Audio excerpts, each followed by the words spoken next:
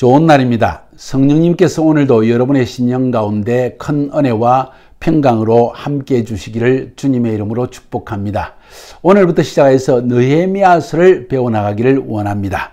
먼저 느헤미야서를 들어가기 전에 서론을 살펴보는 것이 필요한데, 사실 에스라서를 강의하면서 에스라서와 느헤미야서의 서론을 여러분과 함께 살펴보았습니다. 그래서 다시 이것을 살펴볼 필요는 없지만은 느헤미야서의 특징적인 부분을 알 필요가 있고, 또 뿐만 아니라 느헤미야서의 전체적인 그림을 그려보는 것이 꼭 필요할 것 같습니다. 그래야만 여러분이 느헤미야서가 어떻게 구성되어 있는지를 알 수가 있고, 또 한 장 한 장 연구해 나갈 때 여러분이 도움이 될 수 있기 때문입니다. 자, 느헤미야서의 서론 부분입니다. 이미 앞부분에서 말씀드린 것처럼 에스라서와 느헤미야서는 사실 한 사람의 편집자 혹은 한 사람의 저자에 의해서 쓰여질 가능성이 많다. 그것도 역대기와 에스라서와 느헤미야서는 하나의 신학적 주제를 가지고 나가는 것을 보아서 바벨론 포로로 잡혀가 있던 누군가에 의해서 에스라일 가능성도 많고 느헤미야일 가능성도 많고, 또 혹은 다른 어떤 제3의 편집자가 이스라엘 민족들의 정체성을 제대로 확립하기 위해서 역대기와 에스라서와 느헤미야서를 썼을 것이다 하는 그런 추정이 일반적인 학설로 받아들여지고 있습니다.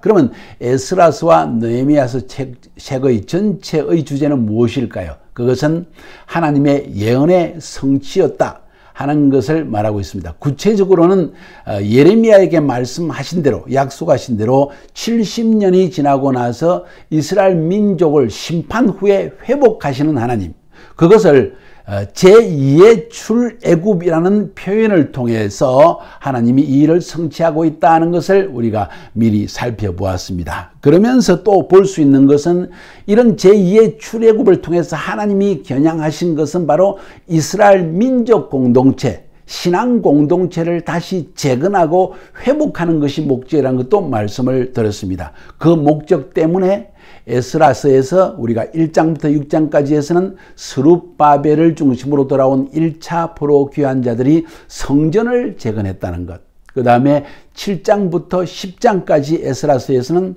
에스라를 통하여서 이스라엘 민족 공동체에게 토라, 하나님의 말씀의 뿌리를 내리는 작업을 했다는 것, 이렇게 해서 말씀 공동체를 재건했다는 것. 세 번째로는 느헤미야를 통해서 하나님께서 성벽을 건축하면서 이 이스라엘 민족 공동체를 다시 회복시킨 이 일. 그러니까 이 세 사람, 스룹바벨, 에스라, 느헤미야를 통해서 하나님께서는 제2의 출애굽이라는 엄청난 민족적 대변혁을 일으키시고 결국 이스라엘 민족 공동체를 회복하기 원하셨다는 것을 여러분에게 말씀드리고 싶은 것입니다. 이것이 에스라서와 느헤미야서 전체에 흐르는 큰 주제이면서 그 가운데 흐르는 작은 주제는 남은 자들에 대한 이야기.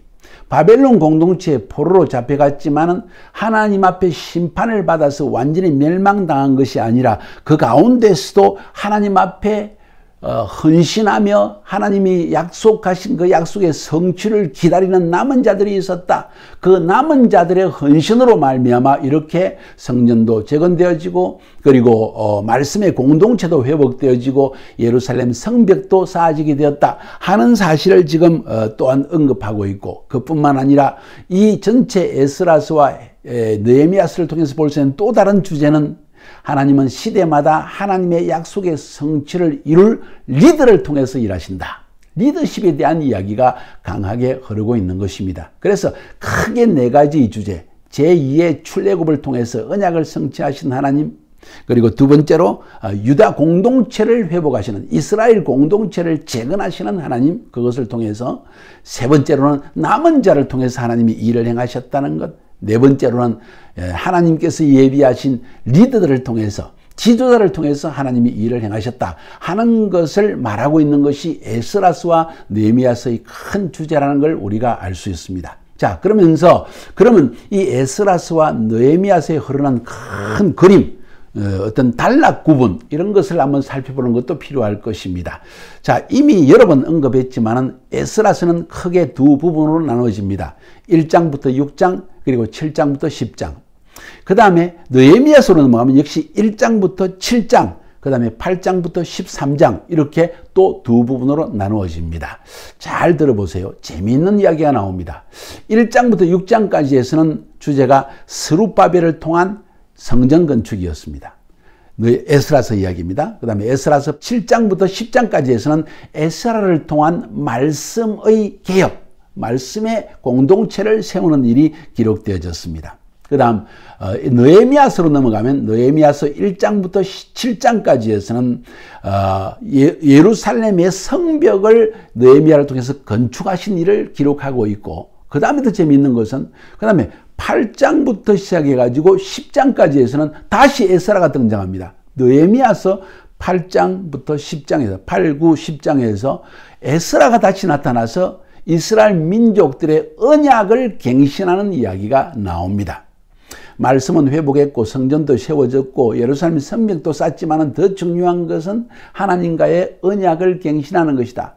출애굽할 때 출애굽한 이스라엘 백성들이 시내산에 도달해서 하나님과 언약을 맺었죠. 하나님의 백성이 되기로 말입니다. 모든 민족들의 제사장 나라가 되기로 언약을 맺지 않습니까? 근데 그 언약이 파기되어졌습니다. 그래서 바벨론으로 포로로 잡혀간 백성들이 돌아왔을 때 이들을 통해서 하나님이 다시 언약을 세우기를 원하신다 하는 사실을 말하고 있는 것입니다. 언약의 갱신의 이야기가 느헤미야서 8장부터 10장까지 흐르고 그 다음 11장부터 13장 느헤미야서에서는 느헤미야를 통한 마지막 개혁들이 뭐가 있었는가 하는 사실을 기록하고 있는 것이 이 전체의 그림이라는 것입니다. 그러면서도 가만히 보면은 재미있는 사실이 에스라서 1장부터 6장은 뭐라 그랬죠? 스룹바벨 성전 건축.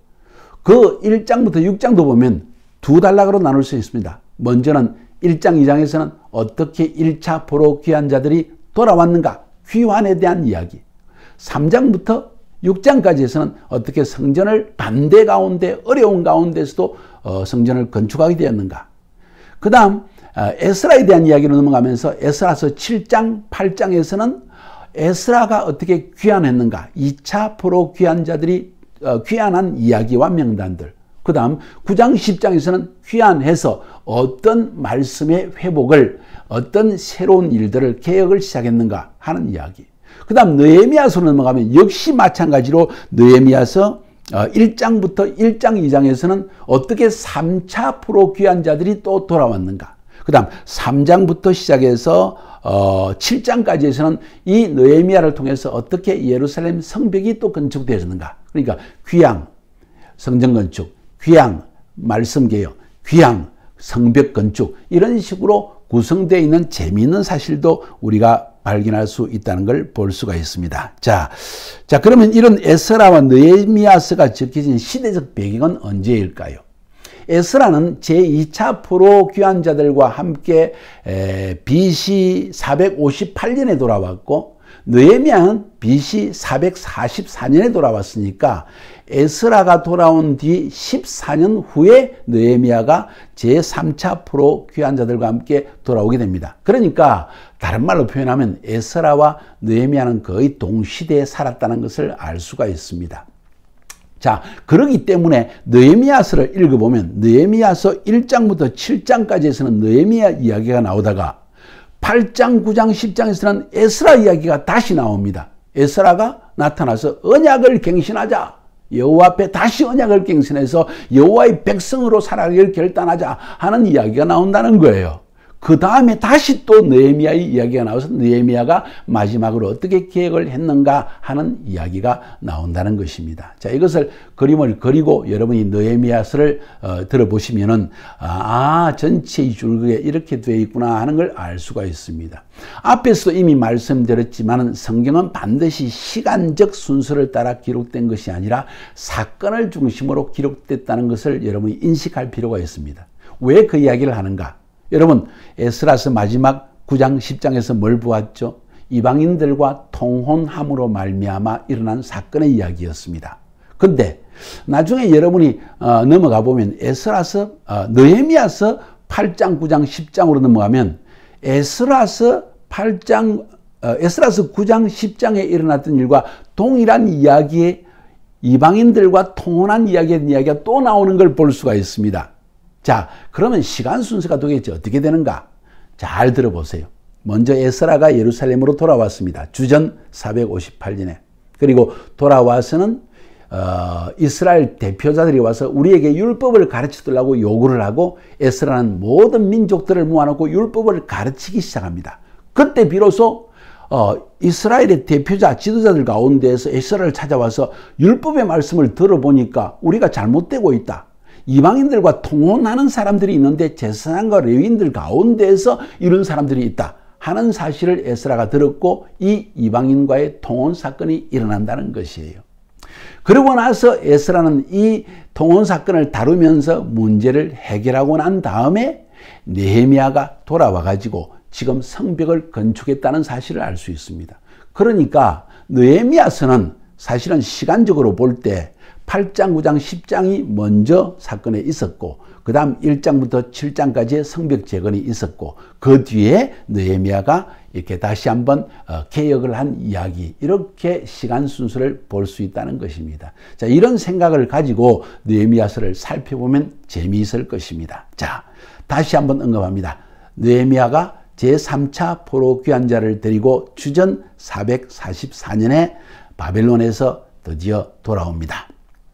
그것이 1장부터 2장까지 기록되어 있고 3장부터 7장까지에서는 치열한 반대에도 불구하고 결국 성벽을 쌓았다는 이야기가 3장부터 7장까지 흐르고 그 다음 8장부터 10장까지에서는 에스라가 어떻게 율법을 통해서 하나님의 말씀으로 백성들의 심령을 개혁했는가 하는 에스라의 개혁과 그리고 언약을 갱신했다. 하나님의 백성들을 다시 하나님과 언약을 맺게 하는 일을, 위대한 일을 행했다는 기록을 거기에 하고 있고 그 다음에 다시 또 느헤미야로 넘어가서 11장부터 13장까지에서는 느헤미야가 마지막으로 어떤 계획을 했는가 하는 내용을 기록하고 있는 것이 느헤미야서 전체의 줄거리라는 것입니다.